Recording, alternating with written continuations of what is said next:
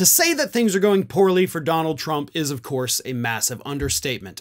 As of last Friday, every single national poll showed that Kamala Harris was, of course, polling ahead of him and would beat him if the election were held today. On top of that, as of this past weekend, Nate Silver finally updated his election model, and for the first time, he now has Kamala Harris ahead of Donald Trump. On Friday, even when you had all the national polls showing that Harris was winning, Silver still had Donald Trump slightly ahead, but now that's changed. Harris is winning. She's winning in the swing state polls. I think right now the only swing state she's not ahead is North Carolina, but she's made up a lot of ground there. So how does Donald Trump cope with the fact that he is now losing in every poll? Well, the answer to that is obvious and simple. You just say that all of those polls are made up. And that is exactly what Trump's campaign is now doing.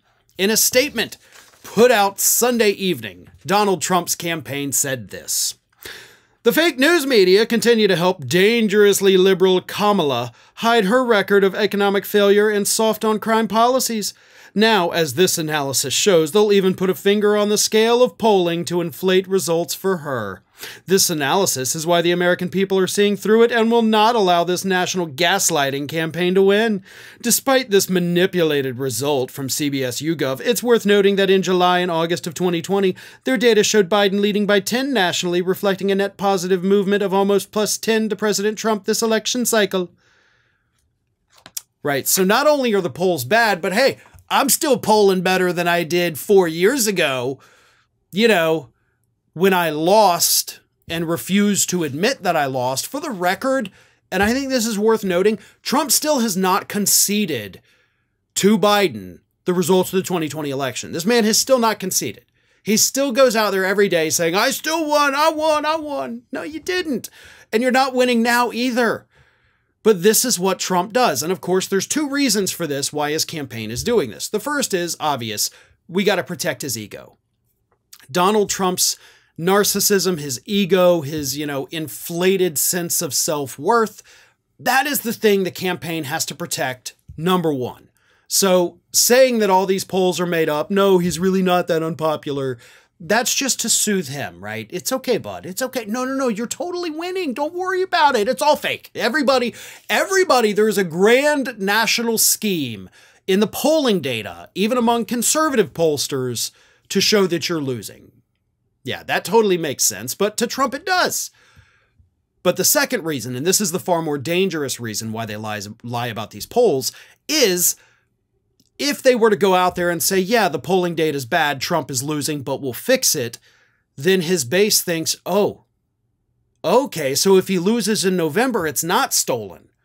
So if he loses, we don't have to go storm the Capitol again. If he loses, he's just a loser, and maybe I should abandon him after this year's election. If you tell these people that are already not quite all there that the polls are rigged, that the election is rigged, then of course it makes it more likely that they're going to do something dramatic and stupid if Trump loses the election. So that is the bigger purpose of this lie. It's not just to cushion Donald Trump's ego, it's to make sure that his base doesn't believe for a second that there's any chance he could lose. So then when he does lose, they're going to get up in arms, possibly quite literally, and do something stupid like they did after the 2020 election. But if they think that Trump has no chance of winning, then they're not going to believe his lies. Then, of course, the election will come and go with no incident. And the Trump campaign surely doesn't want that to happen. So they have to keep lying to the base so that they won't accept the results of this year's election. Hi, everyone. This here is little Athena. And Athena would like to know why you haven't subscribed to Fair and Balanced yet. So please, don't let Athena down. Subscribe today.